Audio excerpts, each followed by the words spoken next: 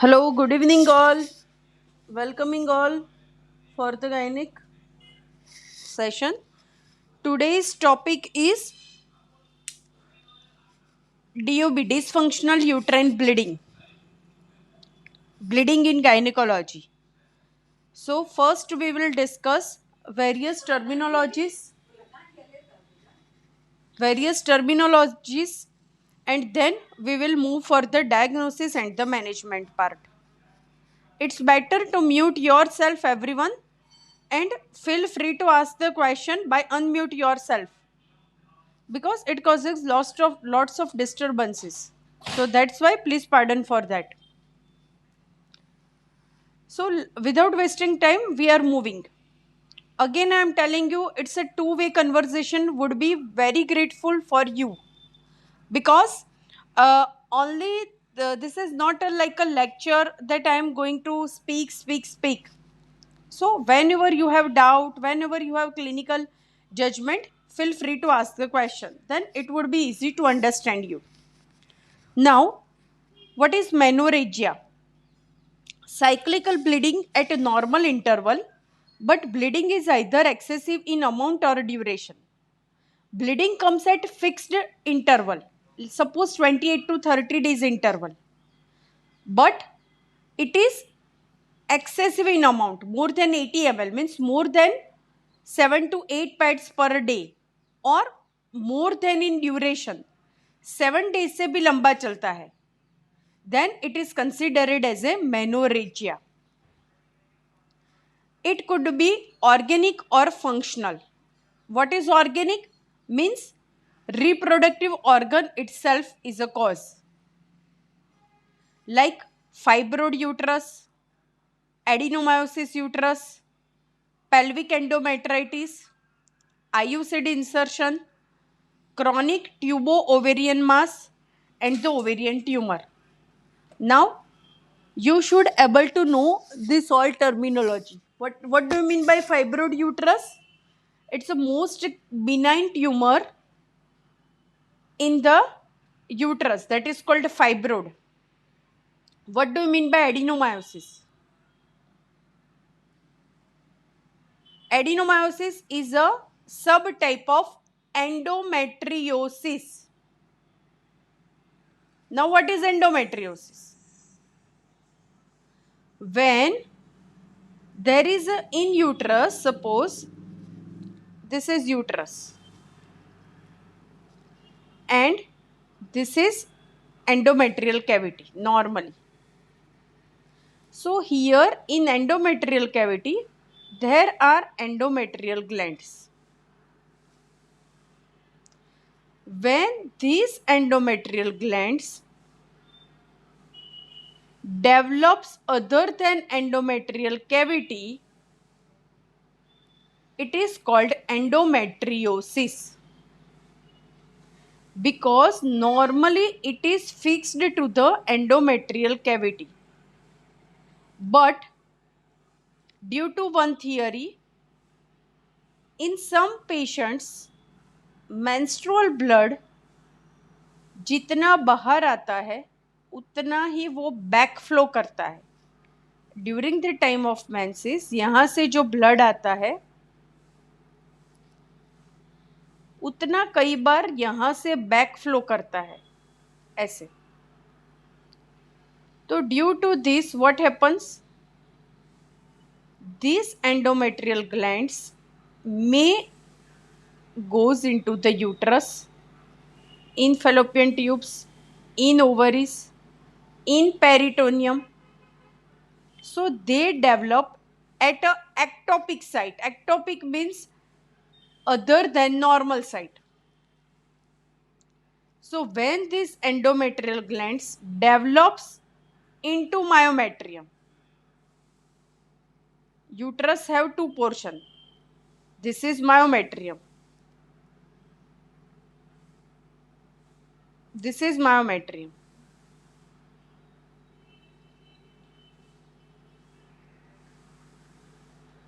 And this is endometrial cavity. Sorry. This is endometrial cavity. Green portion is endometrial cavity. and blue portion is myometrium. So endometrial gland should be restricted to the endometrial cavity. But when it invades through the myometrium, it is called adenomyosis. And when they extend beyond this all area affect, they are called endometriosis.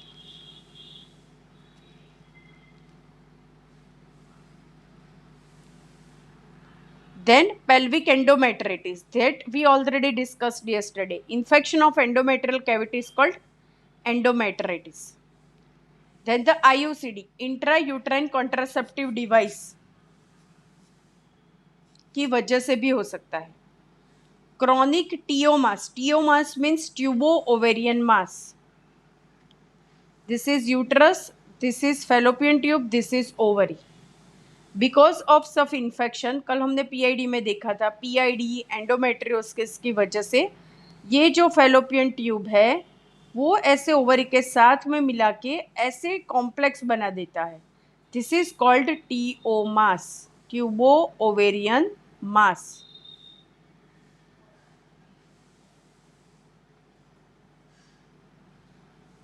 Then ovarian tumour. So इन सब की वजह से जो bleeding होता है उसमें menorrhagia होता है. सिस्टमिक में हाइपरटेंशन, बॉडी का ब्लड प्रेशर हाई होगा तो भी ब्लीडिंग होगा. Then due to certain endocrinal disease like hypothyroidism, hyperthyroidism. What is ITP? Idiopathic thrombocytopenic purpura. What is that? Normally सबका प्लेटलेट्स काउंट जो होता है, प्लेटलेट, वो मोर देन 1.5 लाख होता है. It reduce during dengue and viral fever. But certain cases जन्म से ही उसको ITP means idiopathic thrombocytopenic purpura. It is a condition where congenitally platelets are remain below without any infection. कोई viral भी नहीं है, डेंगू भी नहीं है, ऐसे उसका प्लेटलेट्स डाउन रहता है, उसको ITP कंडीशन बोलते हैं.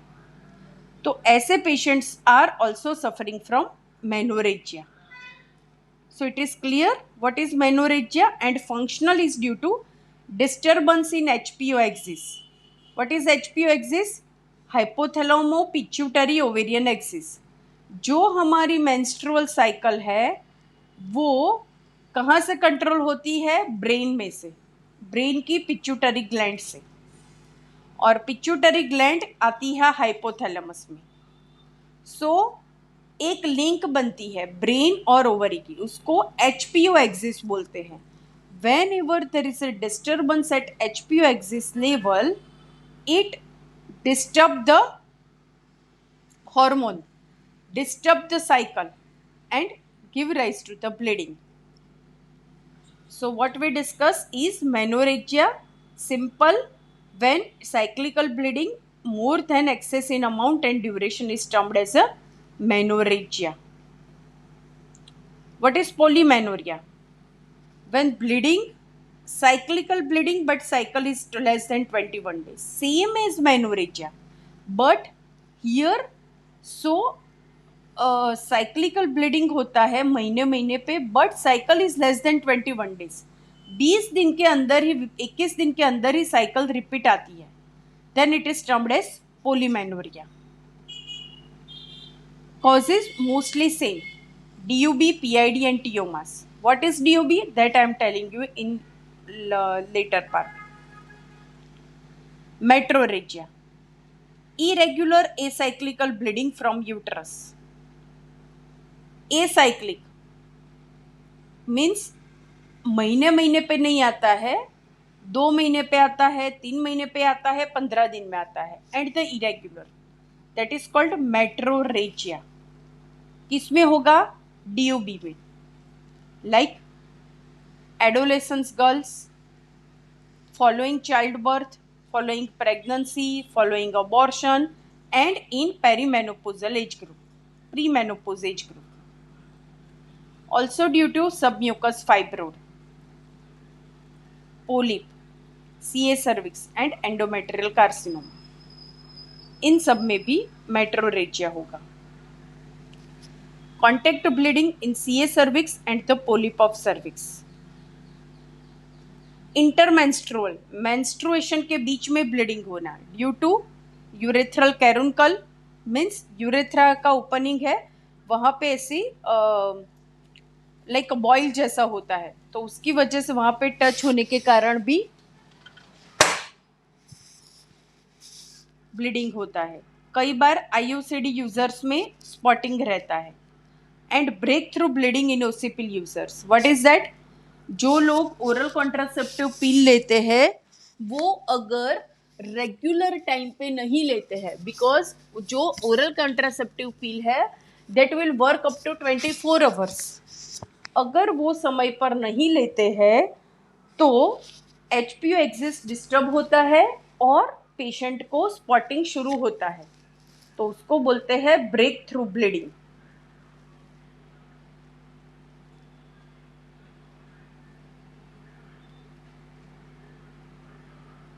And menometrorrhagia. What is menometrorrhagia? Bleeding is irregular and excessive that menses cannot be defined. Menometrorrhagia means same metrorrhagia, but ऐसा है कि आप उसको साइकिल ही नहीं बोल सकते हैं. कभी भी एक दिन आया एक दिन बंद हुआ, एक दिन आया एक दिन बंद हुआ, उसको बोलते हैं मेनोमेट्रोरेजिया. So we had discussed main 4 terms. What is menorrhagia, what is polymenorrhea, what is metrorrhagia and what is menometrorrhagia. Understood by everyone? Hello, हाँ बोलिए.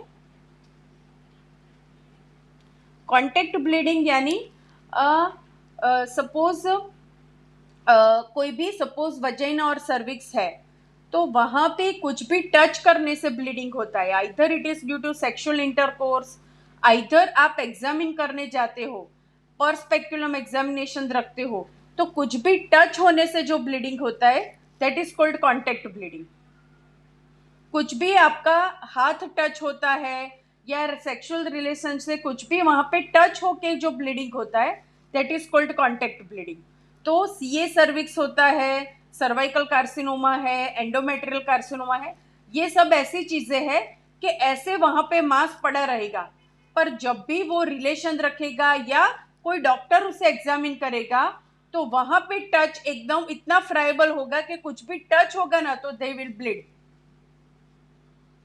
So that is called contact bleeding. हाँ please. हाँ, what is menometrorrhagia? It is same as metrorrhagia. Metrorrhagia is acyclical bleeding and irregular, but menometrorrhagia is a condition their cycle is very irregular and menses cannot be defined. कब menses है वही नहीं पता चलता है, तो it is mainly found in carcinoma. CA cervix होता है, सर्वाइकल कैंसर होता है, एंडोमेट्रियल कैंसर होता है, तो उसमें कभी भी ब्लीडिंग स्टार्ट हो जाता है, कभी भी बंद हो जाता है. तो it is mainly seen in carcinoma, malignant condition. ठीक है, तो मेन 4 हमने डिस्कस किया: मेनोरेजिया, पोलीमेनोरिया, मेट्रोरेजिया एंड मेनोमेट्रोरेजिया. जो मेनोरेजिया है वो साइकिल तो रेगुलर ही होती है बट अमाउंट ज्यादा आता है और लंबा चलता है. Polymenorrhoea is same as menorrhagia but cycle बहुत शॉर्ट हो जाती है, 21 दिन की साइकिल हो जाती है. मेट्रोरेजिया में कोई फिक्स टाइम नहीं होता है, कभी भी आता है. और मेनोमेट्रोरेजिया तो उसको मेंसेस बोल ही नहीं सकते हैं, ब्लीडिंग चालू बंद ही रहता है. ठीक है, तो ये टर्मिनोलॉजी हुआ. Now here there is a typing mistake. Please read is DUB, not polymenorrhoea. This is DUB, dysfunctional uterine bleeding. This should be corrected. I will correct and send you the slide. Here is DUB. What is DUB? मैंने सब में आपको बोला कि DUB में होगा, DUB में होगा, DUB में होगा. That is called dysfunctional uterine bleeding. What is DUB? Dysfunctional uterine bleeding. So, it is a condition in which abnormal uterine bleeding occurs without clinically detected organic system and pathological cause. हमने ऊपर में सारा देखा कि फाइब्रोड है तो होगा, adenomyosis में होगा, इन्फेक्शन है तो होगा, ट्यूमर है तो होगा, सीए सर्विक्स है तो होगा, पर DUB is a condition where कोई रीज़न नहीं है, कोई कॉज ही नहीं है, फिर भी पेशेंट को ब्लीडिंग होता है. That is termed as DUB. When there is no pathological causes found, that condition is termed as dysfunctional uterine bleeding. Clear? किस में होता है? It is due to emotional stress, anxiety, worries. Exam time पे होता है, ladies को कुछ problem घर में हो तो उससे होता है, तो दैट उसकी वजह से जो ब्लीडिंग होता है, ज़्यादा होता है, कम होता है, तो they all are comes under the name of DUB, dysfunctional uterine bleeding. Please pardon for this typing mistake. 2 नंबर का जो हेडिंग है उसमें है DUB, dysfunctional uterine bleeding. It is also occurs in relation to the HPO axis. तो basically DUB कब आपको देखने को मिलेगा? In teenage girls, adolescence girls में, and post delivery, post abortion, and in pre menopausal age group. Teenage girls में कोई pathology नहीं होती है, फिर भी they are present with bleeding peel. कई बार पोस्ट प्रेगनेंसी में भी कुछ रीज़न नहीं होता है, चाइल्ड बर्थ के बाद भी. It's very common. Post abortion में कुछ पैथोलॉजी नहीं होती है, फिर भी लंबे समय तक ब्लीडिंग चलता है, so they termed as a DUB. And most common in pre menopausal age group. 35 year से 45 ईयर एज की एज होती है, वो प्री मेनोपोजल मानी जाती है. 45 to 55 menopausal age group. 45 to 55 generally menopausal age group. उसका आगे का पहला 10 साल is called pre menopausal age group. उसमें HPO एक्सिस में डिस्टर्बेंस होना शुरू होता है. उस डिस्टर्बेंसेस की वजह से पेशेंट को ब्लीडिंग ज़्यादा बहुत होता है, that is termed as DUB. So now अभी ब्लीडिंग हुआ तो फिर देखने का whether it is associated with ovulation और नॉट. सो जो ओव्यूलेशन के साथ है उसको बोलेंगे ओव्यूलेटरी ब्लीडिंग, और जो ओव्यूलेशन के बिना होता है उसको बोलेंगे anovulatory bleeding. Ovule, what is ovulation वो तो पता होगा आई थिंक. जब मेंसेस आता है तब ओवरी में फॉलिकल बनता है. Let me explain. This is uterus, this is cervix. ये यूट्रस है, ये सर्विक्स है. This is fallopian tube and this is ovary. ठीक है. अभी क्या होगा? This is brain, this is brain. अभी क्या होगा? मेंसेस के दूसरे दिन ये ब्रेन में से ओवरी को सिग्नल जाएगा. वो हार्मोन आएंगे FSH, LH, TSH and prolactin.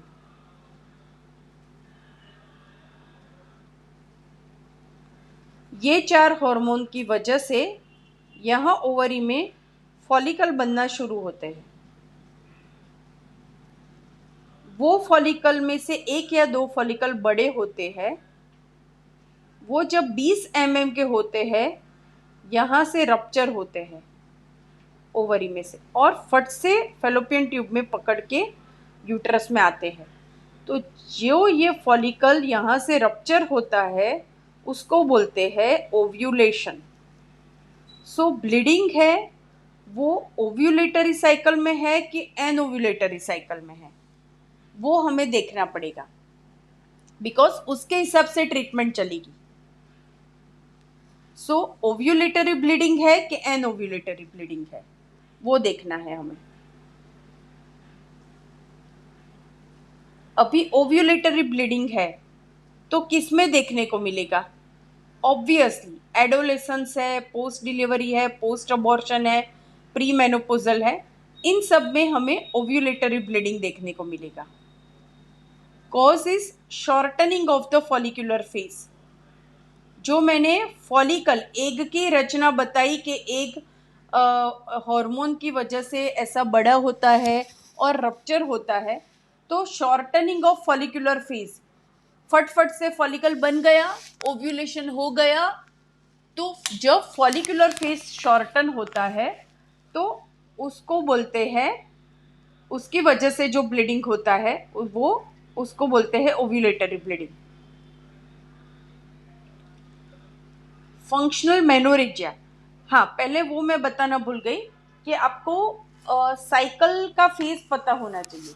Ovulation का पहले का फेज, उसमें दो साइकिल्स होती है, एक ओवरी की साइकिल अपनी होती है और एक यूट्रस की साइकिल होती है। तो दोनों साइकिल का दो फेज होते हैं, वो ओव्यूलेशन पे डिपेंड करता है। तो ओव्यूलेशन का आगे के फेज को बोलते हैं फॉलिकुलर फेज और पीछे के फेज को बोलते हैं ल्यूटियल फेज। ओवरी में आगे के फेज को बोलते हैं, फॉलिकल बनता है तो फॉलिकुलर फेज, और फिर वो कॉर्पस ल्यूटियम बन जाता है तो बोलते हैं ल्यूटियल फेज। ऐसे ही यूट्रस में पहले उसके जो अंदर की दीवार है उसको बोलेंगे एंडोमेट्रियम, वो धीरे धीरे बनती है तो उसको बोलेंगे प्रोलिफरेटिव फेज। ओव्यूलेशन के बाद जो एंडोमेट्रियम है वो तो मानती ही है कि प्रेगनेंसी रुकी है तो मुझे उसको सपोर्ट करना है, तो वो उसमें चेंजेस लाती है, और जब प्रेगनेंसी नहीं रुकती है तो वो निकल जाती है। तो ओव्यूलेशन तक बनती है प्रोलिफरेटिव फेज, और बाद में उसको ओव्यूलेशन के बाद में के फेज को बोलते हैं सिक्रेटरी फेज। आया समझ में? What is follicular phase, luteal phase in ovary, proliferative phase and secretory phase in the uterus। तो जब ऐसा मिक्स टाइप ऑफ ब्लीडिंग होगा तो यूजुअली हमें कैसे पता चलेगा? तो आप जब डीएनसी करोगे तो पहले 15 दिनों में वो लिखेंगे प्रोलिफरेटिव चेंजेस और बाद के 15 दिनों में सिक्रेटरी फेज। बट जब ये मिक्सअप हो जाता है तो 5वें 6ठे दिन पे वो लिखेंगे it's a mixed stage. So proliferation and secretory phase दोनों मिक्सअप हो जाता है।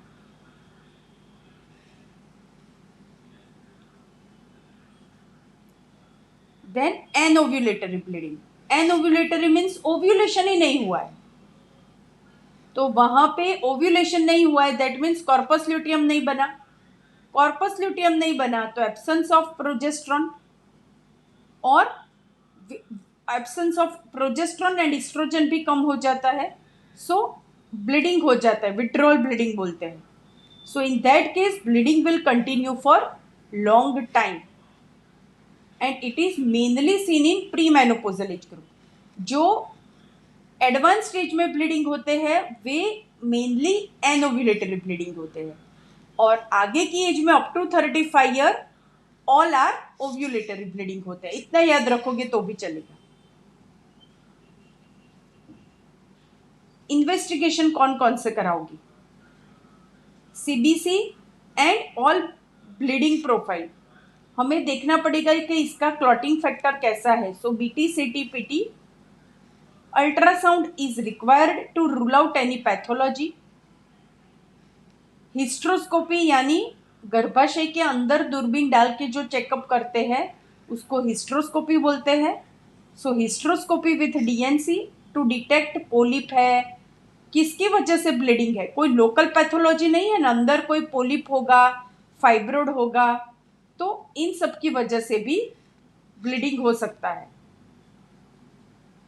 सो दिस कंप्लीट से इन्वेस्टिगेशन में कुछ नहीं है, ब्लीडिंग प्रोफाइल कराओ और अल्ट्रासाउंड. बेसिकली आप अपने प्रैक्टिस लेवल पे ब्लीडिंग सीबीसी, बीटीसीटी, पीटी कराओ और अल्ट्रासाउंड कराओ. तो वेदर यू डिफ्रेंशिएट कि ये नॉर्मल है कि एबनॉर्मल है, पैथोलॉजिकल है. नॉर्मल है तो इट इज कॉल्ड डीयूबी, और पैथोलॉजी है तो you have to treat according to the disease wise. हम यहाँ पे नॉर्मल की बात कर रहे हैं कि कई बार आपके पास, आपको भी पता होगा, ऐसे केसेस आते हैं कि जहाँ पे कुछ भी प्रॉब्लम नहीं है फिर भी पेशेंट को ब्लीडिंग हो रहा है. सो ऐसे केस में कौन से ट्रीटमेंट दोगे? So now comes to the management part. Adolescent menorrhagia. अगर टीनेज गर्ल्स आपके पास आती है, 15-16 साल की लड़कियां जिसको लंबे समय से ब्लीडिंग है,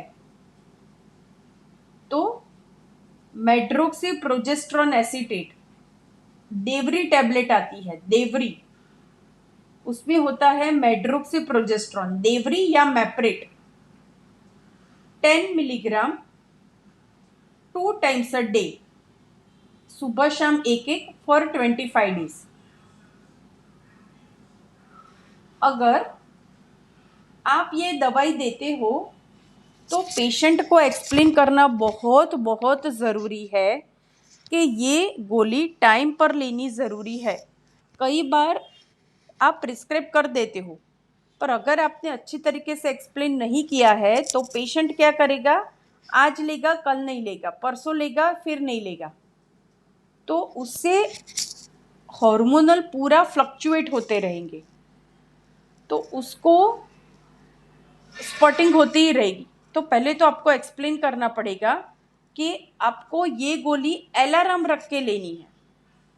आपको मोबाइल में अलार्म रखना है और समय समय पर ले लेनी है, वो याद रखिए. तो इसको खास बोला था. और ये भी बताने का कि ये गोली आप स्टार्ट करते हो तो पूरा 25 दिन लो. ऐसा नहीं कि ब्लीडिंग बंद हो गया यानी बंद कर दिया. ब्लीडिंग बंद हो गया और फिर वो स्टॉप करेगा तो फिर से विड्रॉल ब्लीडिंग आएगा. मैंने ऐसे कई लोगों को देखा है कि लिखते हैं सही पर गोली लिखेंगे 10, तो वो तो 5 दवाई लेंगे फिर से ब्लीडिंग स्टार्ट होगा. तो अगर आप मेनोरेजिया के लिए ट्रीट कर रहे हो, बिकॉज मैप्रेट है ना, वो दोनों जगह यूज होती है, one as a withdrawal bleeding and one as a to control menorrhagia. अगर किसी को विड्रॉल ब्लीडिंग लाना है, मेंसेस आगे पीछे करना है, लंबाना है, तो वहां पे भी मैप्रेट ही काम करेगी. पर वहां पे हम कैसे देंगे? सुबह शाम लेने की, 5 दिन लो, दवाई बंद करो तो मेंसेस आ जाएगा. और यहाँ पे हमें लंबे समय तक इसलिए देनी है कि वो छोटे समय पे लेगा तो ब्लीडिंग आ जाएगा. सो सुबह शाम फॉर 25 डेज. अगर रिस्पॉन्स आता है तो छोटी बच्चियां होती है, लड़कियां होती है जिनको ब्लीडिंग की प्रॉब्लम होती है, उनमें they can take for 90 days, 3 महीने तक ले ले तो भी कोई प्रॉब्लम नहीं है. तो सुबह शाम 3 महीने तक आप दे सकते हो. 1 BD for 25 days and if response can be given for 2 to 3 cycles, और 90 डेज के लिए भी आप दे सकते हो. अगर फिर भी आपने दवाई शुरू किया, मैप्रेट दिया, फिर भी रिस्पॉन्स नहीं आया, तो क्या करोगे? 4 दिन के बाद पेशेंट फिर से वापस आया कि नहीं मुझे तो कंट्रोल नहीं हो रहा है, तो एक्वाविरॉन इंजेक्शन आता है, टेस्टोस्टेरोन आता है उसमें. Aquaviron injection IM with injection Trenlock. Aquaviron testosterone है और ट्रेनलॉक है वो ट्रेनेक्सेमिक एसिड उसमें आता है. ट्रेनिक्सेमिक एसिड ऐसी दवाई है कि जब भी कोई भी कहाँ भी कैसा भी ब्लीडिंग हो you can give. In pregnancy में भी दे सकते हो, कभी भी किसको भी दे सकते हो। तो जब दवाई से रिस्पॉन्स नहीं होता है तो you can give Aquaviron and Trenlock followed by oral contraceptive पिल।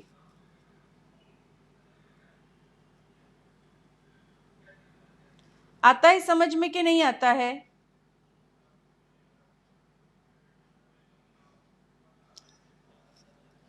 नहीं, क्या बताऊं, पहले आपको बोलना पड़ेगा क्या समझ में नहीं आया। अच्छा हाँ, पहले तो मैंने बोला कि मेड्रोक्स देवरी का समझ में आया कैसे देने की, सुबह शाम 25 दिन के लिए देने की। कई कई बार ऐसा लगता है तो 90 डेज के लिए भी आप दे सकते हो, वो समझ में आ गया। पर मैं ऐसा बोलती हूँ कि कई बार पेशेंट को कई होते हैं रिस्पॉन्स नहीं आता है, पेशेंट 4 दिन के बाद आपके पास वापिस आया तो क्या करोगे आप? तो इंजेक्शन एक्वाविरॉन टेस्टोस्टेरोन आता है उसमें, वो एक स्टेट आया है तो एक आईएम वो दे दो और एक ट्रेनलॉक आईएम इंजेक्शन दे दो, दोनों आप ओपीडी में दे दो। फिर उसके बाद पेशेंट को ओसी पिल आप दे सकते हो। What is OC pill? Oral contraceptive pill. So उसमें ओवरऑल एल आती है, नोवेलॉन आती है, तो वो एक गोली रोज रात को एक दे दो, तो उसमें भी 21 दिन की गोली आएगी, तो 1 महीने तक उसको ब्लीडिंग नहीं होगा। तो ये जिसको दवाई से रिस्पॉन्स नहीं आता है उसमें you can give Aquaviron and Trenlock followed by OC pills. आया समझ में? हाँ, अभी 6 साइकिल्स यानी क्या है ना कि देखिए कि टीनेज जो गर्ल्स होती है उसमें मैंने बोला कि एचपीओ एक्सिस होती है ना, वो चेंजेस होते हैं उसमें बहुत बड़े, कि ओवरी बनना, ओवरी में फंक्शन होना शुरू होता है, तो वो अभी सेटिंग हुआ होता है, तो उस टाइम पे ये प्रॉब्लम कॉमन है।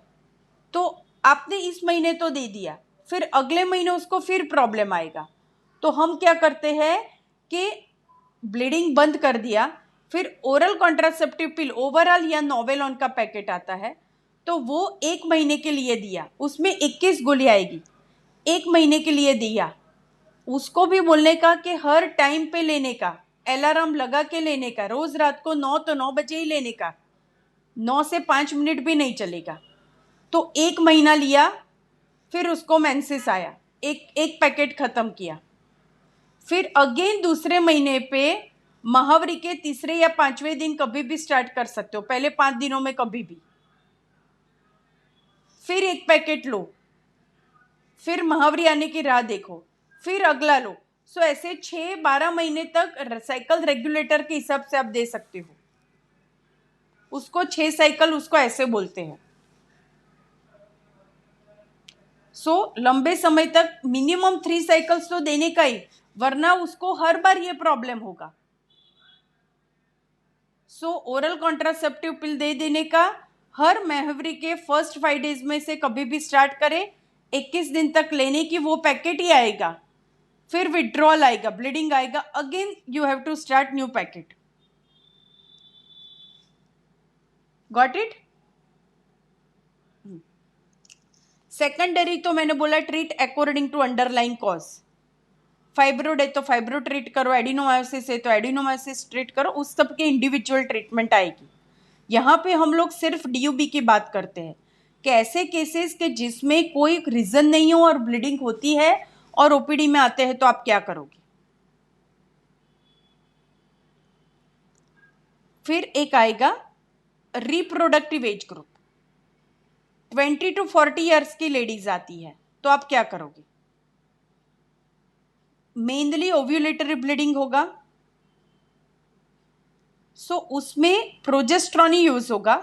2 टाइप के प्रोजेस्ट्रॉन डिफरेंट डिफरेंट टाइप के होते हैं, तो हमने पहले जो सीखा वो मेड्रोक्सी प्रोजेस्ट्रॉन एसीटेट, पर वो है ना बहुत हल्का है, हल्का यानी उसकी इफेक्ट इतनी स्ट्रांग नहीं होती है, तो उससे थोड़ा ज़्यादा आपको स्ट्रांग चाहिए तो आएगा नॉरहेथिस्टिरोन एसीटेट। रेजिस्ट्रॉन या प्रीमोल्यूटेन टैबलेट आती है, लिखना हो तो लिख लीजिए आप, रेजिस्ट्रॉन या प्रीमोल्यूटेन। मेड्रोक्सीप्रोजेस्ट्रॉन की कौन सी आएगी, मेप्रिट या देवरी 10 मिलीग्राम। मैं जो कॉमन ब्रांड्स अवेलेबल होती है ना वही लिखाती हूँ। मेड्रोक्सिस की कौन सी आएगी, मेप्रिट या देवरी।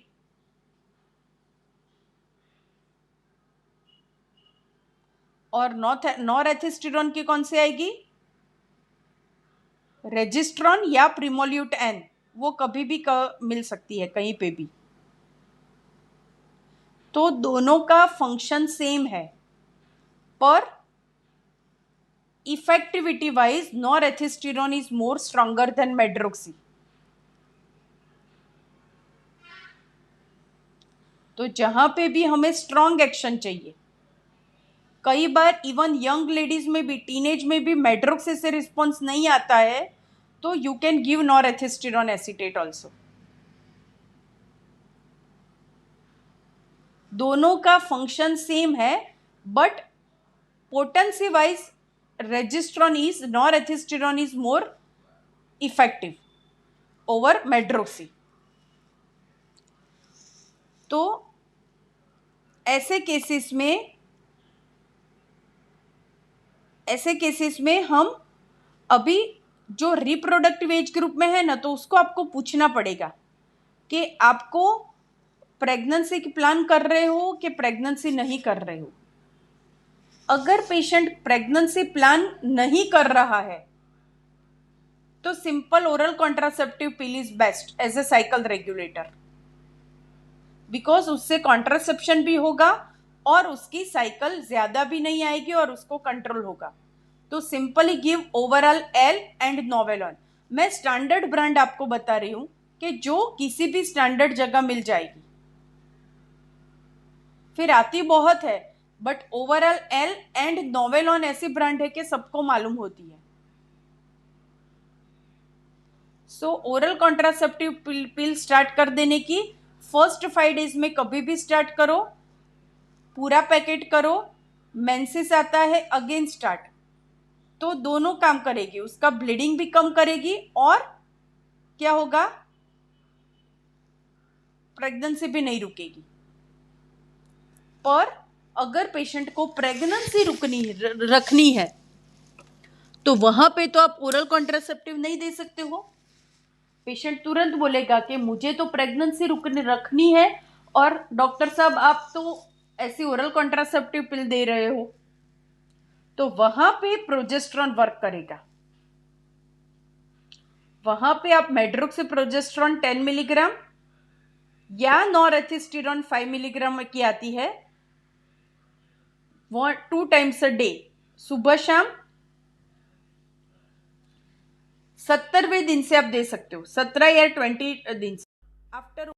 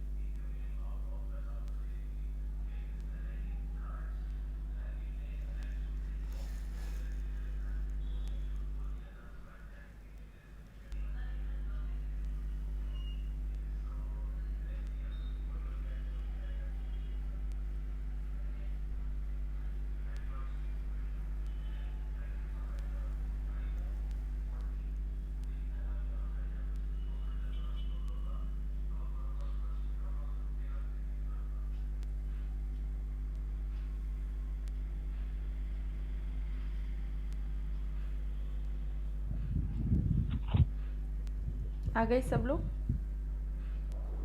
Yes ma'am.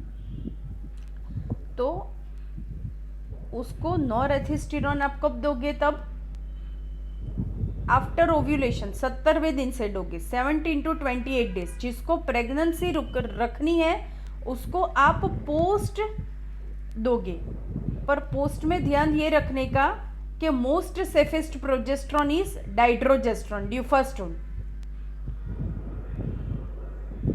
वो बहुत महंगी आती है, तो डाइड्रोजेस्ट्रॉन अगर वो पेशेंट अफोर्ड नहीं करता है तो मेट्रोक्सीप्रोजेस्ट्रॉन एसीटेट। ये दोनों प्रोजेस्ट्रॉन ही ऐसे है कि वो प्रेगनेंसी में अफेक्ट नहीं करेंगे। तो पेशेंट को ब्लीडिंग बहुत हो रही है रिप्रोडक्टिव एज ग्रुप में, तो प्रिस्क्राइब डाइड्रोजेस्ट्रॉन और मेट्रोक्सीप्रोजेस्ट्रॉन एसीटेट पर फ्रॉम डे 17, 70 से 28 डे तक, day 17 to day 28। Day 17 means उसका मेंसेस का डेट से डे 17 गिनने का। पर अगर पेशेंट को बहुत ब्लीडिंग है, कुछ भी उसको पता ही नहीं है कि भाई 15 दिन से आ रहा है, आपको इमीडिएट ब्लीडिंग स्टॉप करना है, तो स्टार्ट सिंपल टैबलेट रेजिस्ट्रॉन 25 दिन के लिए दे दो।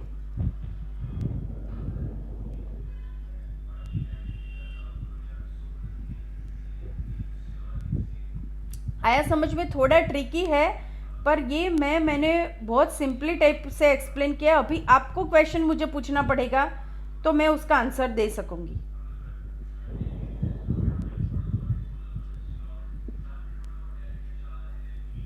जिसको नहीं समझ में आता है तो पूछ सकते हैं। Ma'am, tablet norethisterone 5 mg, it should be started from 5th day of menstrual cycle. जो देखिए कि नॉरेथिस्टेरोन है ना, वो प्रोजेस्ट्रॉन है, तो अभी उसका ऐसा कोई फिक्स टाइम नहीं है कि आपको इसी दिन स्टार्ट करनी है। ओके। अभी ऐसा है कि पेशेंट एक आया आपके पास, छोटी लड़की है या रिप्रोडक्टिव एज ग्रुप में है, पर उसको ऐसा है कि मैम मेरे को 15 दिन से ब्लीडिंग स्टार्ट है, आपको बोल रही है। तो अभी तो आप उसको ऐसा नहीं देखोगे ना कि उसको प्रेगनेंसी, उसको तो क्या बोलोगे कि अभी तो मैं तेरा ब्लीडिंग स्टॉप करती हूँ, फिर बाद में आप अपनी प्रेगनेंसी के लिए देखना। तो जब पेशेंट को बहुत लंबे समय से ब्लीडिंग होता है तो सिंपली कोई भी दिन देखे बिना जस्ट गिव टैबलेट रेजिस्ट्रॉन और टैबलेट प्रिमोल्यूट एन, जो नॉरेथिस्टेरोन 5 मिलीग्राम आता है, सुबह शाम 25 दिन के लिए दे दो आप। ओके। ठीक है। अगर पेशेंट ऐसा होता है कि मैम मुझे ब्लीडिंग होता है पर सिर्फ मेंस्ट्रुएशन के टाइम पे ही ज्यादा होता है, तो ऐसे केस में आप फिर 70वें दिन से स्टार्ट करो, सिर्फ पीछे के 5-7 दिन ही आप दो। ओके। पर उसमें जिसको पेशेंट को बहुत ब्लीडिंग ओनली मेंस्ट्रुएशन टाइम पे होता है, तो उसमें ओरल कॉन्ट्रासेप्टिव ऑलवेज प्रिफरेबल। पर ये आप कब दोगे इसको, जिसको प्रेगनेंसी रुकनी है, तो ऐसे केस में प्रोजेस्टेरोन देना पड़ेगा। तो उसमें प्रोजेस्टेरोन में आप डाइड्रोजेस्ट्रॉन, ड्यूफास्टोन या मेड्रोक्सी दो, वहां पे आप नॉरेथिस्टेरोन नहीं दोगे। Okay. Norethisterone is most effective to control bleeding immediately. कोई भी पेशेंट XYZ कोई भी आपके पास आता है और बोलता है मैम 15 दिन से ब्लीडिंग हो रहा है, सिंपल पहले अल्ट्रासाउंड सबकी कराने की, क्योंकि आपको नहीं पता है कि उसको मैलिग्नेंसी है या क्या है। तो CBC हीमोग्लोबिन देख लेने का, आपको नहीं पता चलता है ओपीडी में उसका हीमोग्लोबिन 4 होगा, तो आप क्या करोगे? वो कार्डियक फेलियर में होके मर गया रात को, तो वो तो क्या बोलेंगे कि इस मैडम ने मेडिसिन दिया तो मर गया पेशेंट। तो पहले हमेशा उसका हीमोग्लोबिन देख लेने का। अगर 8 से नीचे है हीमोग्लोबिन तो कोई ट्रीटमेंट नहीं देने की, उसको बोल देने का गो टू हायर सेंटर। अगर पेशेंट का हीमोग्लोबिन 8 से ज्यादा है और अल्ट्रासाउंड में बोल रहा है कि कुछ भी नहीं है, सिंपल अल्ट्रासाउंड आई नॉर्मल है, तो आपको ब्लीडिंग स्टॉप करनी है, तो norethisterone is most potent drug. 5 milligram सुबह शाम।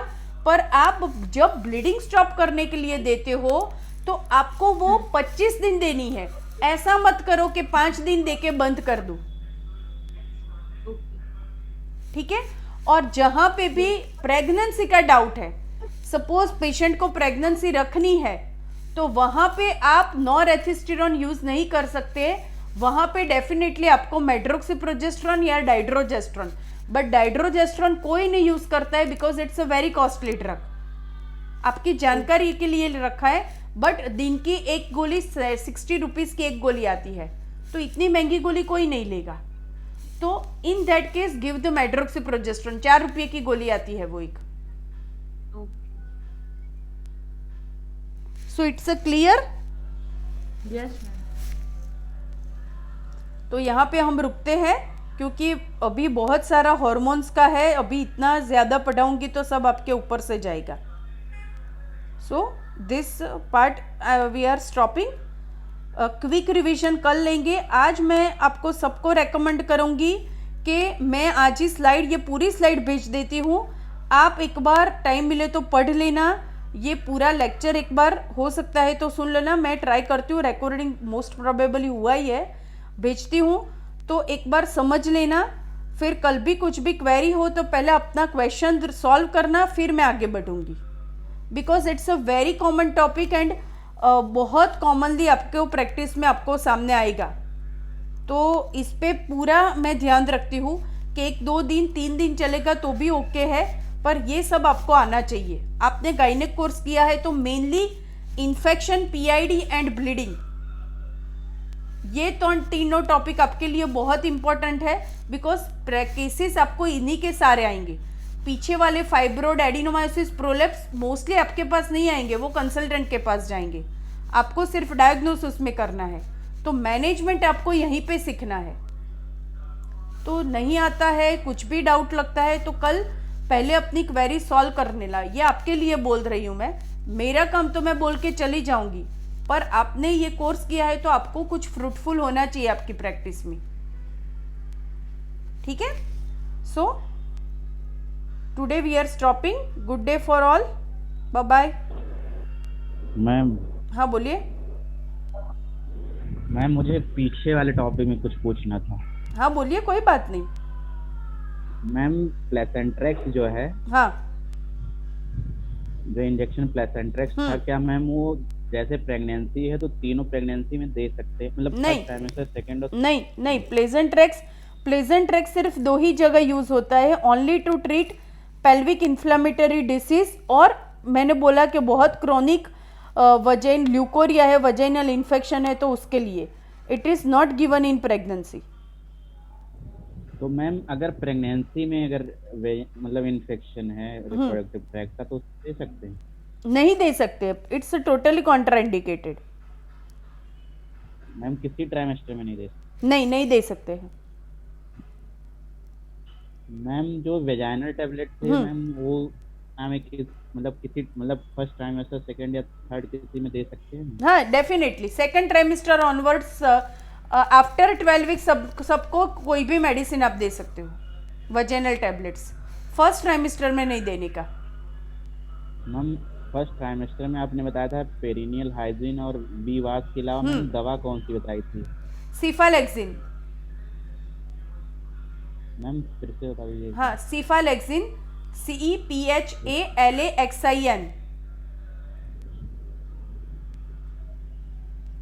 ठीक है मैम। सीफालेक्सिन 750 मिलीग्राम सुबह शाम 5 से 7 दिन के लिए।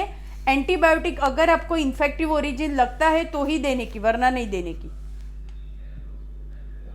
Ma'am 750 milligram? हाँ 750 मिलीग्राम की एक गोली आती है मैम, BD 5 to 7 days? हाँ 5 to 7 days। ठीक है मैम। ठीक है, तो अभी मैम एक चीज और पूछना था। हाँ बोलिए बोलिए। कैंडिड भी ऑइंटमेंट बता रही थी। हाँ मैम क्या उसे मतलब प्रेगनेंसी में अप्लाई कर सकते हैं? हाँ second trimester onwards, first trimester में नहीं। Okay ma'am, thank you ma'am. Okay, तो मैं यहाँ पे मीटिंग एंड करती हूँ। कल ये अच्छी तरीके से आप एक बार देख लेना, अटेंड करना तो आपको भी मज़ा आएगा, ठीक है।